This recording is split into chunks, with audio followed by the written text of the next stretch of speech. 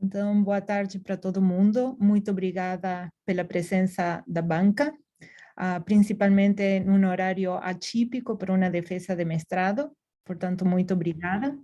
E antes de iniciar a apresentação da candidata, eu gostaria de ler a portaria número 4 de 2022 do Programa de Pós-Graduação em Ciências Médicas, onde dispõe sobre os membros que conformam a banca desta dissertação de mestrado.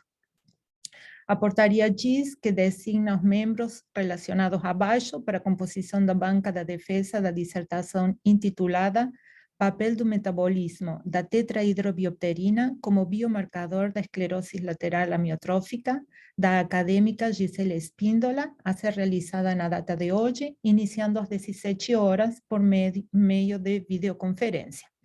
A banca está constituída pela Alexandra Lacini, quem fala como presidente, pelo doutor Ilmar Correa Neto, pelo doutor Mario Emílio Teixeira Dourado Júnior, como membros suplentes a doutora Rosimeri Maurici da Silva e o doutor Pablo Winkler. Após ter lido a portaria, a candidata Gisele Espíndola fará a apresentação da sua dissertação de mestrado em até 50 minutos e, na sequência, será arguida pela banca. Então, Gisele, você pode começar? Ok.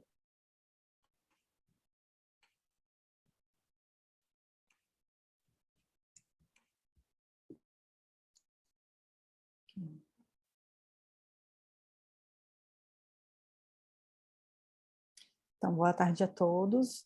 Boa tarde, membros da banca, a minha orientadora e a coordenadora desta banca, e a todos que estejam prestigiando a minha apresentação. Gostaria de agradecer à banca pela disponibilidade de tempo e também pela leitura atenciosa do meu trabalho. Meu nome é Gisele Espíndola, eu sou mestranda do Programa de Pós-Graduação em Ciências Médicas da Universidade Federal de Santa Catarina.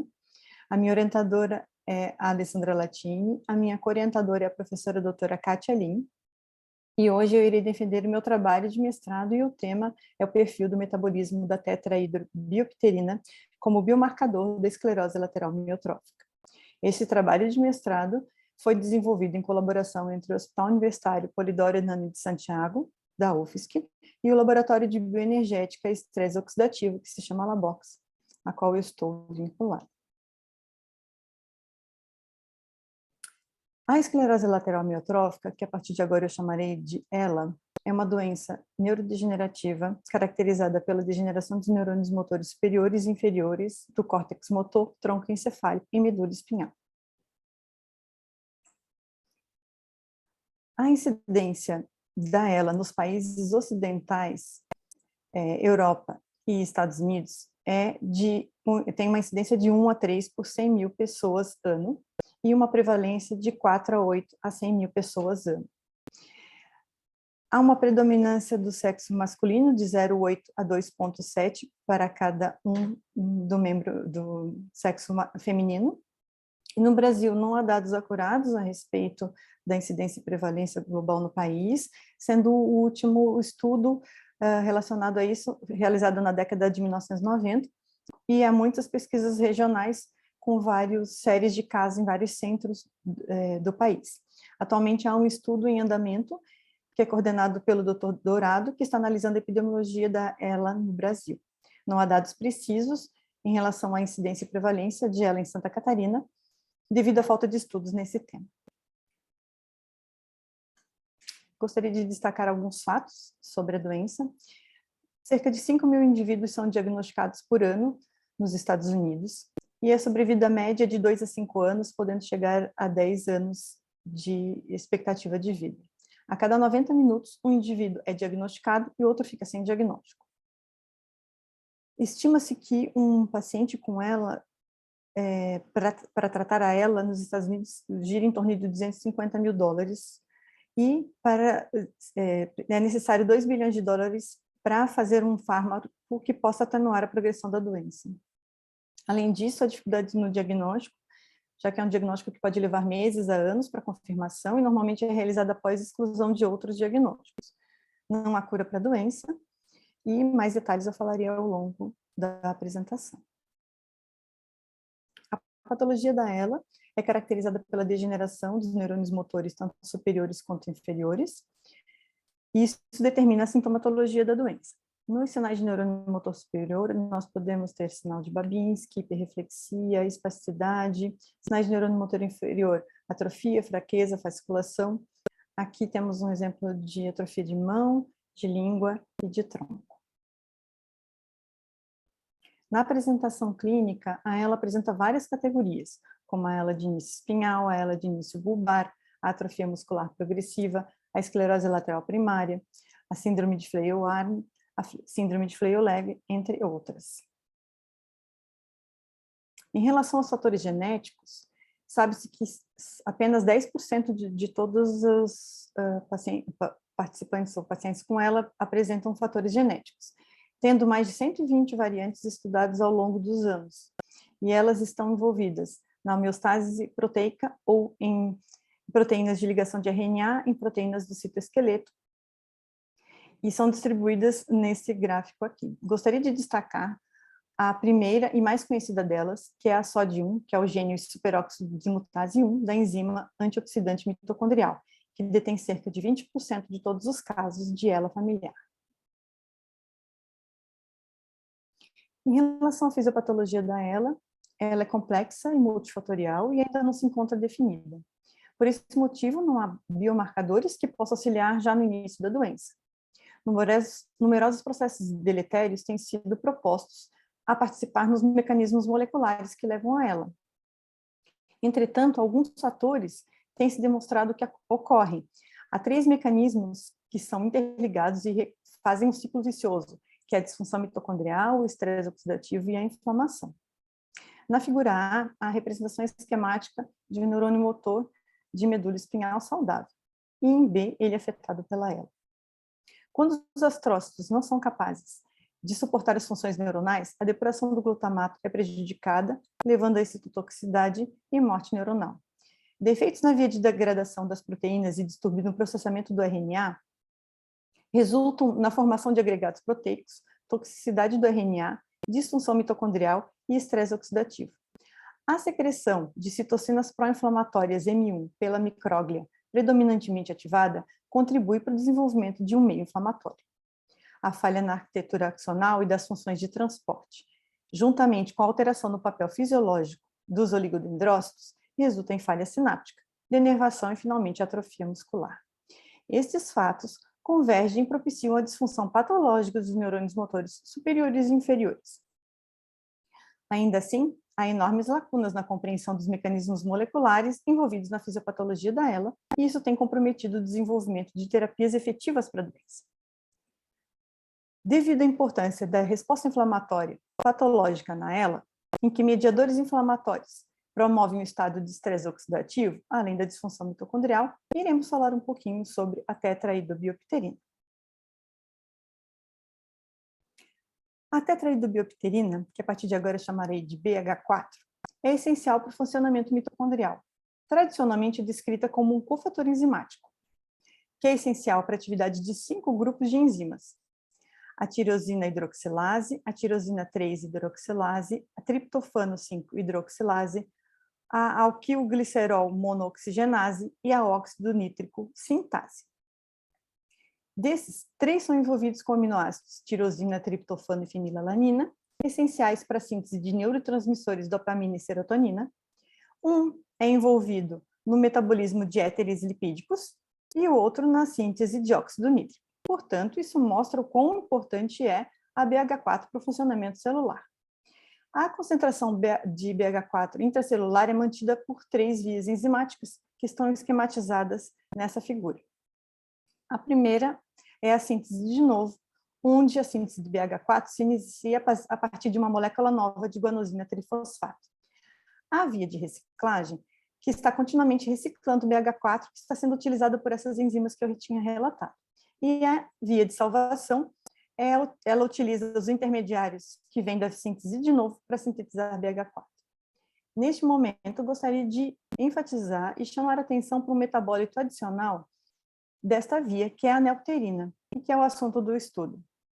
A neopterina é um metabólito da via de BH4 e se forma à medida que a BH4 está sendo formada, tendo uma concentração basal fisiológica. Durante condições inflamatórias, a primeira enzima da síntese de novo, que é quem responde a um processo inflamatório, a GTP-ciclohidroxilase 1, aumenta sua transcrição em até 100 vezes em resposta ao estímulo inflamatório. No entanto, as outras enzimas da via, que são enzimas constitutivas, elas não respondem a esse estímulo inflamatório. Logo, o intermediário trifosfato de hidroneopterina, ele se acumula e não enzimaticamente acaba se transformando em neopterina. Essa neopterina se acumula na célula e pode ser secretada tanto no plasma quanto na urina. Por isso, a neopterina tem sido usada ao longo de várias décadas como um biomarcador inflamatório.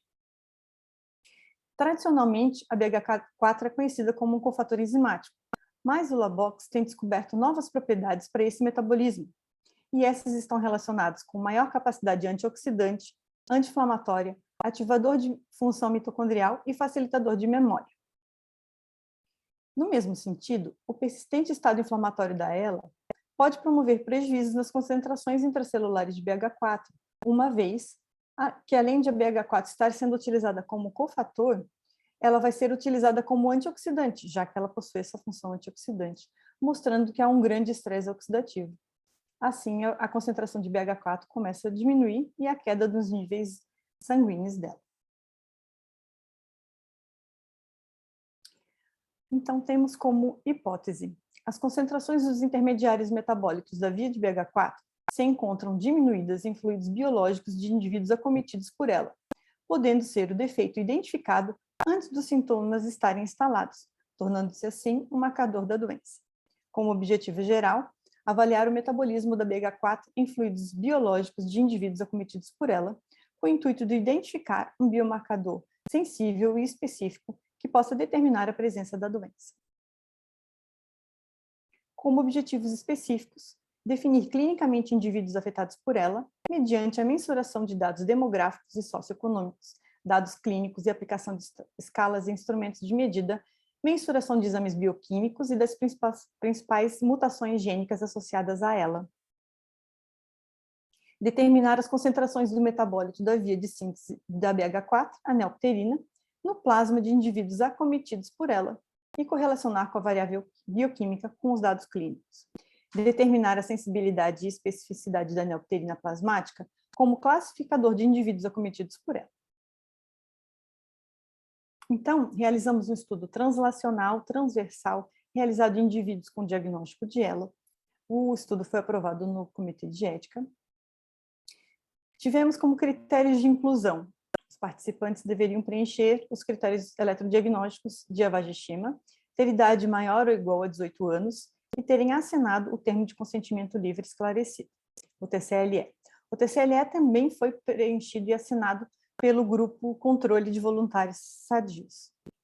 Como critérios de exclusão, não terem preenchido os critérios de inclusão, recuso em participar condições médicas que mimetizassem o diagnóstico. Devido à pandemia global do Covid-19, além dos participantes que foram recrutados e se encontravam em acompanhamento no ambulatório de doenças neuromusculares do Hospital Universitário, foi utilizada a base de dados da Diretoria de Assistência Farmacêutica, a DIAF, da Secretaria Estadual de Saúde do Estado de Santa Catarina. Dos 560 indivíduos listados nessa base de dados, conseguimos incluir no estudo 27 participantes.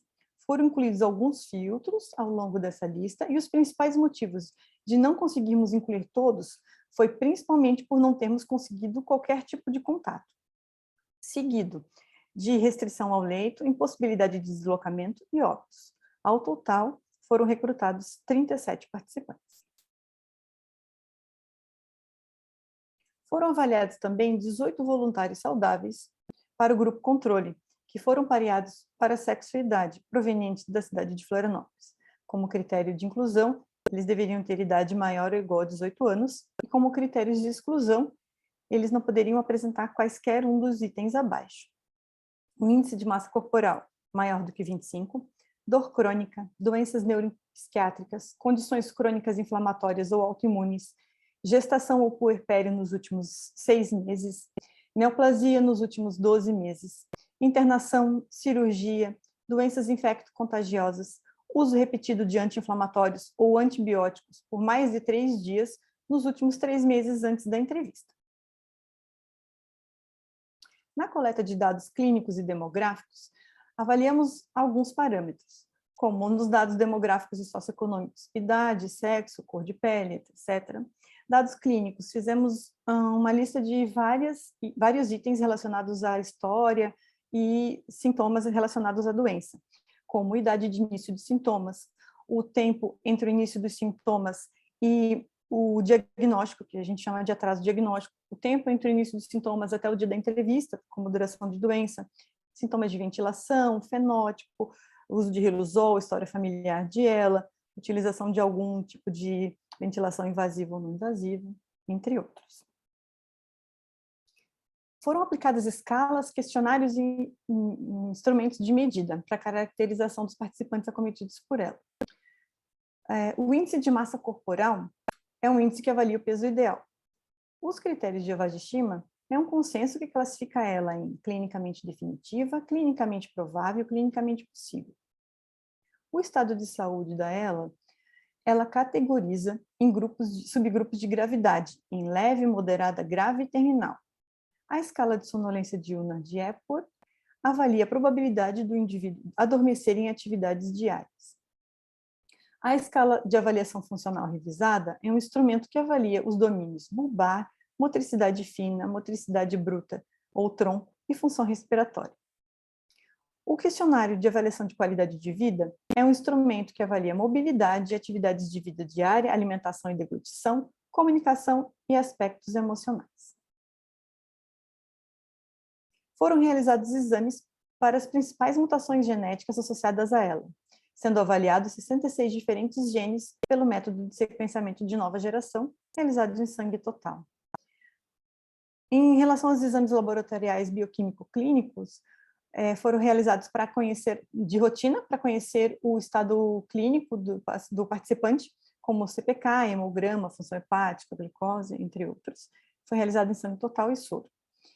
E a determinação de neopterina foi realizada através do método de ELISA, o ensaio de imunoabsorção enzimática, em um kit comercial no plasma. Aqui está um resumo do fluxograma de avaliação desses participantes.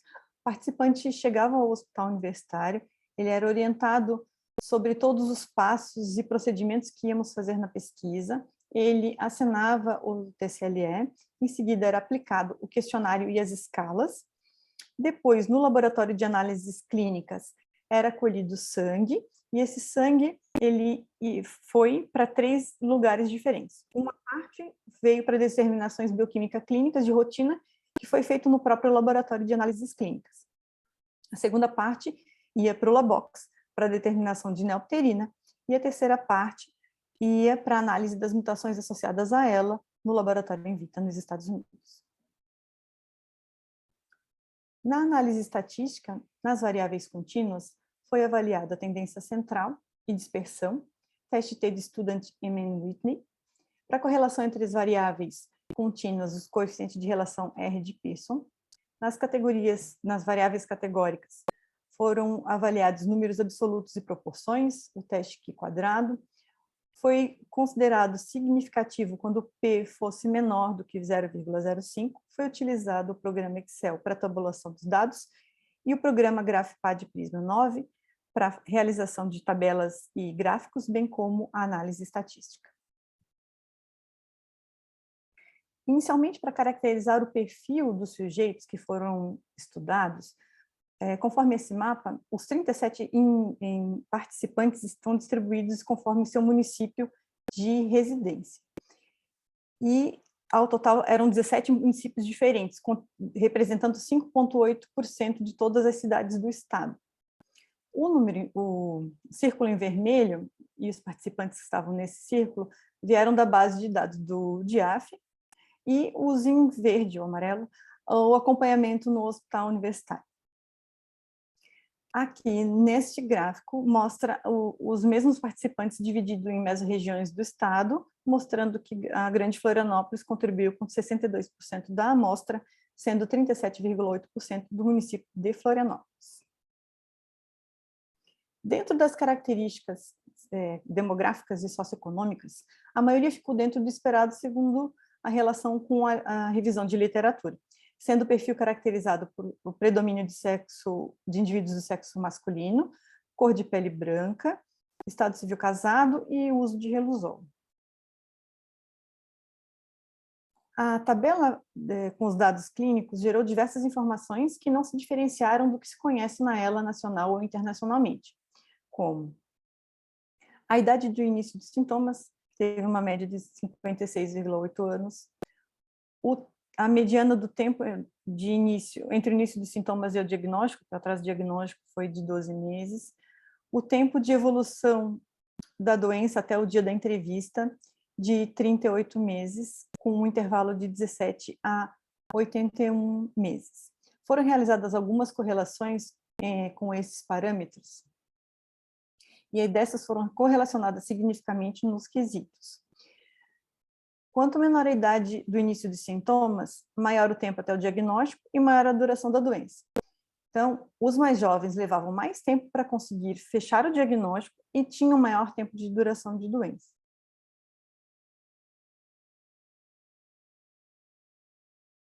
Isso é um preditor de atraso diagnóstico, mostrando que os participantes mais jovens demoravam mais tempo para fazer o diagnóstico. Também foi observado o maior tempo entre o início dos sintomas ao diagnóstico e a duração da doença, mostrando que quanto mais lenta a progressão e maior a sobrevida, mais difícil de conseguir fechar o diagnóstico.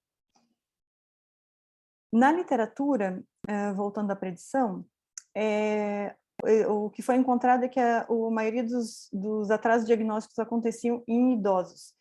Então, desta forma, os nossos dados precisam de mais estudos e aumentar o N para poder confirmar esses dados que nós conseguimos.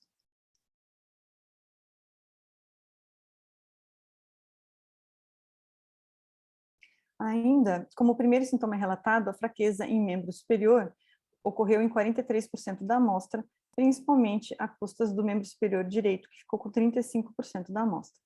E as câimbras em membros inferiores ocorreram em 92% dos casos, sendo 48% deles antes dos primeiros sintomas motores.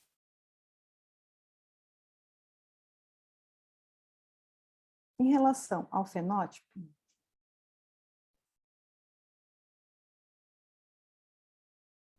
o fenótipo espinhal e a categoria do tipo de início espinhal corresponderam à maior percentagem dos participantes desse estudo. Principalmente por causa do início lombar, que foi de 32% dos casos. Em relação aos critérios de lavagem de estima, percebeu-se que 59% dos indivíduos eram do critério de clinicamente definitivo. Isso mostra que a característica clínica desses participantes era como encontrado na literatura.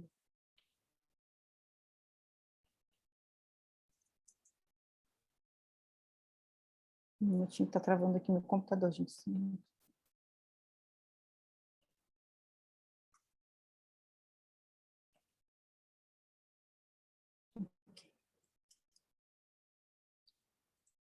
Agora foi. Em relação ao estado de saúde, a ALS-HSS, observou-se que 32% dos participantes eram classificados como leve, a forma leve. E desses participantes da forma leve, a maior parte delas, 58%, eram do sexo feminino, enquanto que 35% foram da forma moderada e 77% dessas formas moderadas corresponderam a 77% do sexo masculino. Observou-se também nessa amostra, mesmo tendo sido pequena, que na classificação terminal, a maior parte eram do sexo masculino com idades mais novas, mais jovens.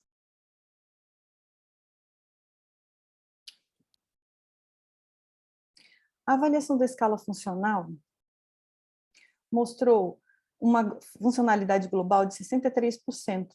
Apesar das amostras das subclassificações terem sido pequenas, não se identificou diferenças entre sexo e idade.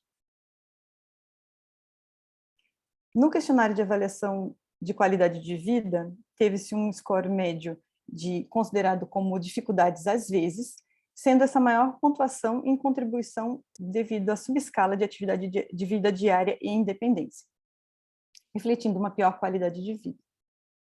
Percebeu-se ainda que essa qualidade de vida era pior no fenótipo bulbar e ainda pior no sexo feminino.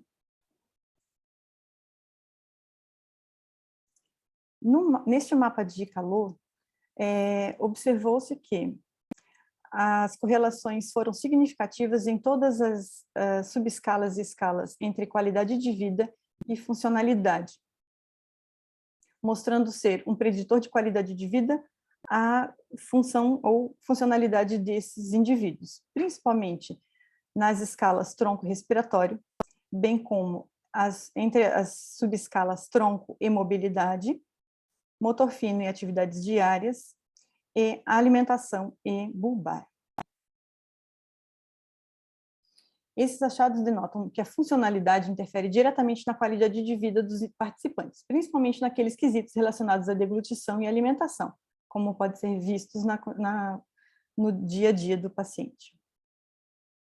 Observa-se, em relação à escala de sonolência diurna de Epworth e na capacidade vital forçada, valores médios relacionados como normais. Porém, foi percebido, em relação aos sintomas relacionados à ventilação, a dispneia de esforço com 29% dos casos e a sonolência diurna com 56% dos casos, uma percentagem maior do que tinha se percebido em relação à sonolência diurna e à capacidade vital forçada. Além disso, o uso do BiPAP ocorreu em 19% dos participantes.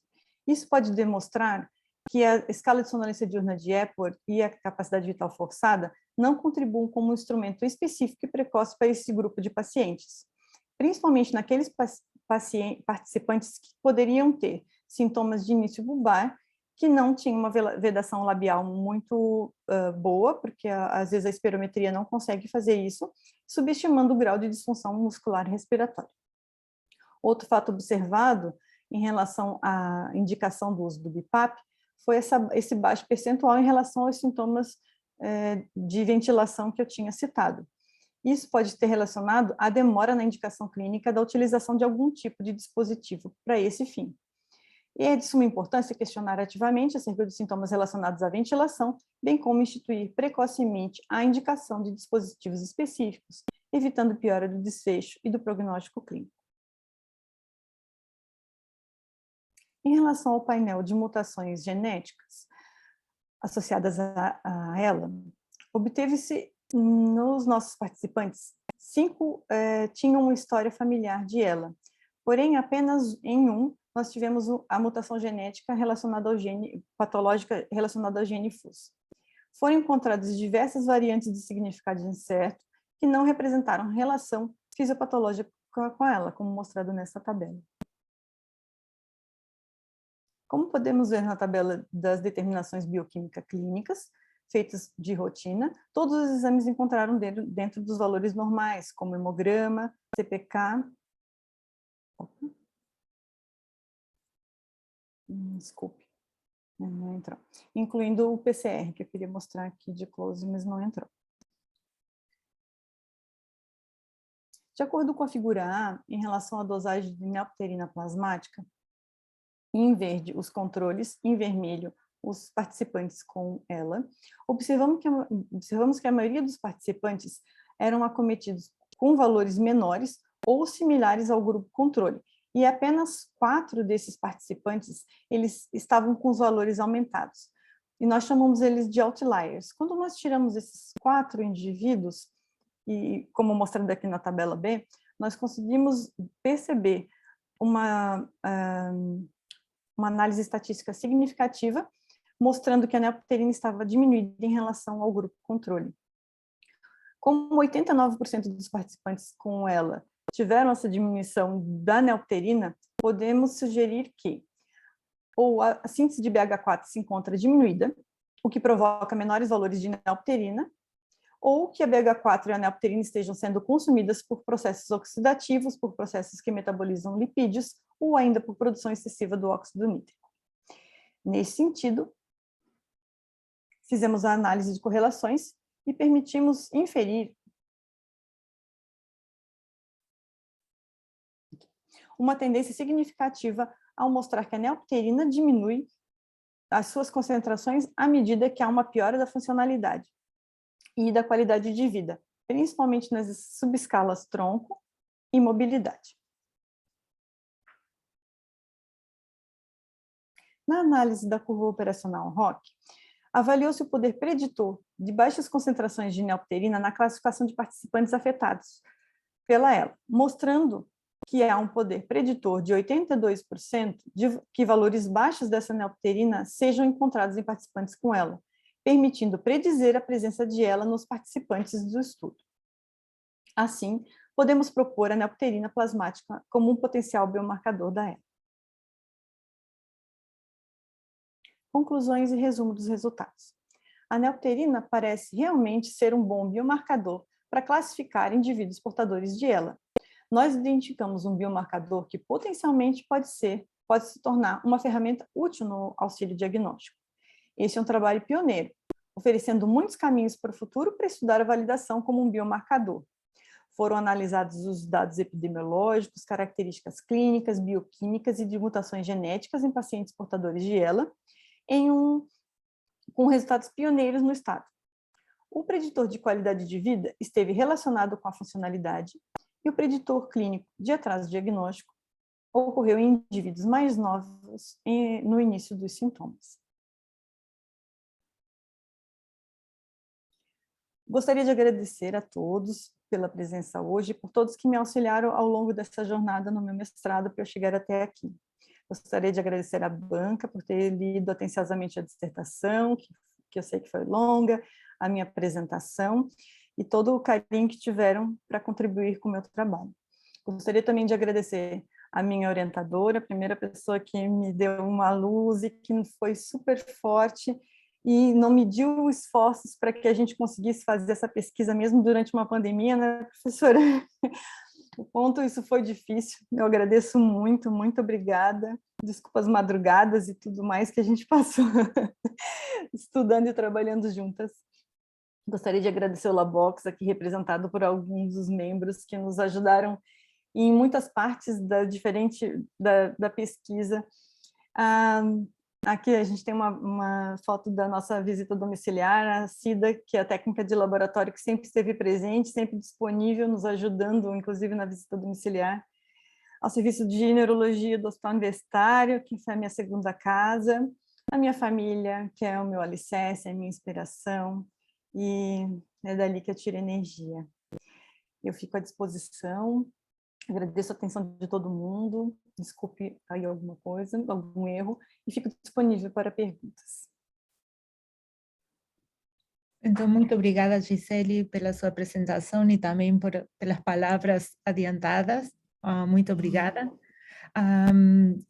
Eu gostaria de fazer um intervalo de uns 3 minutos, por se alguém precisa de água ou de solucionar algum processo fisiológico. Mas antes disso, queria abrir, assim, neste momento, para o público que está presente hoje, caso eles queiram fazer algum questionamento sobre a apresentação da Gisele, para que depois a banca possa arguir tranquilamente. Caso não tenha perguntas, podemos fazer um intervalo breve. Para mim, é 35 no computador. Se todo mundo concordar, 40, iniciamos a arguição.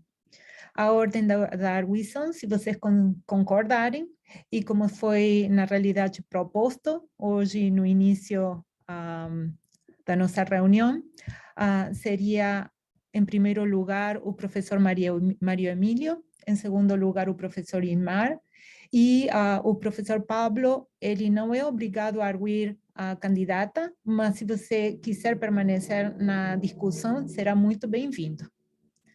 Então, até 40.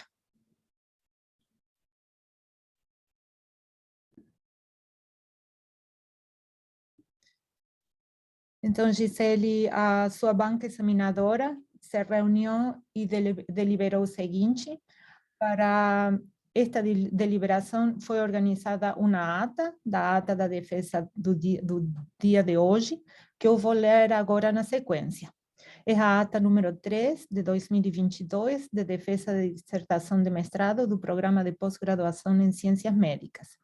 No dia 23 de fevereiro, ocorreu a sessão de defesa de dissertação da discente Gisele Espíndola, em sessão aberta por videoconferência pela plataforma Zoom, presidida e registrada pela orientadora Alexandra Lacini. A dissertação teve como título o papel do metabolismo da tetrahidrobiopterina como biomarcador da esclerose lateral amiotrófica.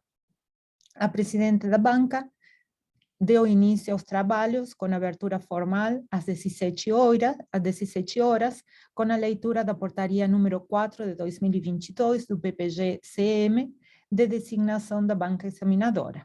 A seguir, passo a palavra à mestranda, que apresentou seu trabalho em 35 minutos.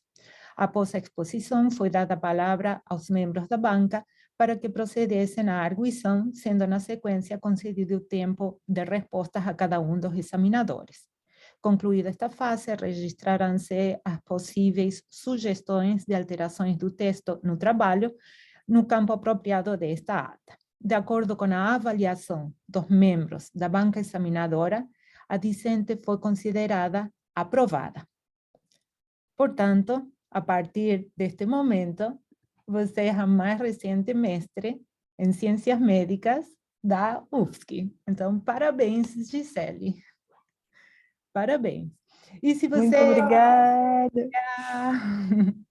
E se você me der um segundo, eu sei que você vai querer se manifestar, mas eu queria finalmente agradecer à banca pelo trabalho todo de estar hoje aqui, pela decisão de aprovar a candidata, mas eu também gostaria de agradecer a você por ter se preparado para hoje, pela excelente discussão, por não ter ficado assustada com todos os comentários agudos dos professores, que eu acho que isso só vai fazer você crescer e ter uma visão mais ampla.